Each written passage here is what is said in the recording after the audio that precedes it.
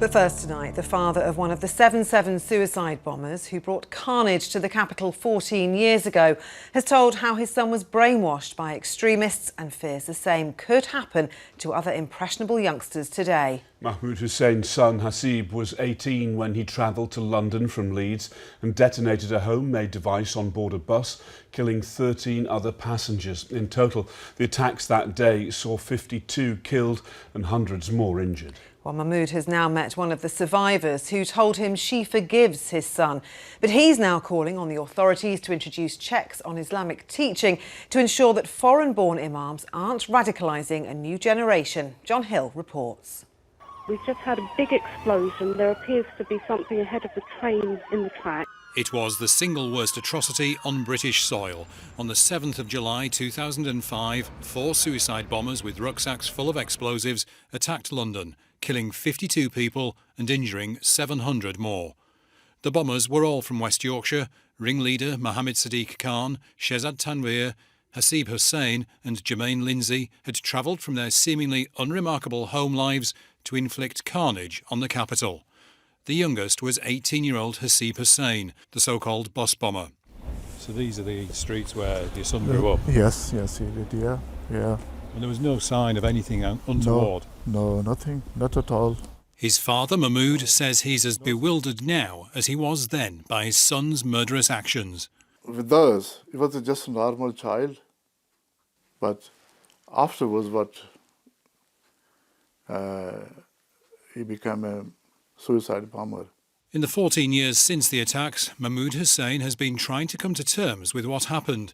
He's now written his own account and says he'll donate proceeds to charity. And a few weeks ago, it led him to meeting one of the bus bomb survivors, Lisa French. I'm so sorry you lost your son as well. She says she now forgives the teenager who tried to kill her. I have come to realise that, I have forgiven your son for what he did to me. I can't forgive on behalf of any of the other survivors or any of the families. But I want you to know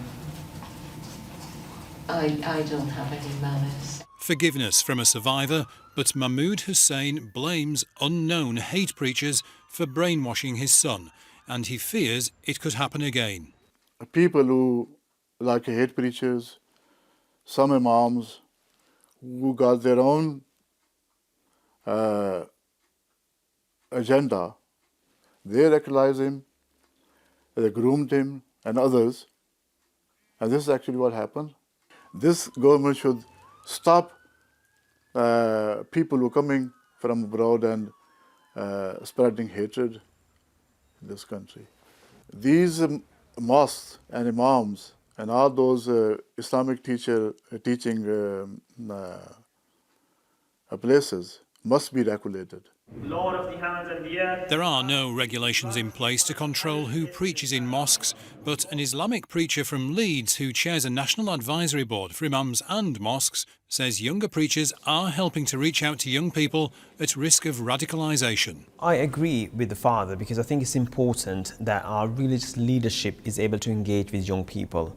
The majority of the Muslims are under the age of 25, so as a result we have a very young population, and religious leadership, imams, community leaders should be able to engage with young people, should be able to relate to them and empower them.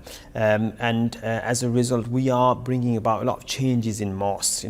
10 years ago, the majority of the imams were those who came from abroad, but now increasingly we're seeing young imam being employed in mosques to engage with young people. You must have searched your soul. Do you, as his father, feel you bear any responsibility for your son turning from an unremarkable teenager into a suicide bomber? I brought my children, my son, in a very nice way. He was going to school, college, no problem. He was looking for going to a university, doing his business course, and then he was planning to get married afterwards. Everything was ready for him. What went wrong? I have no idea.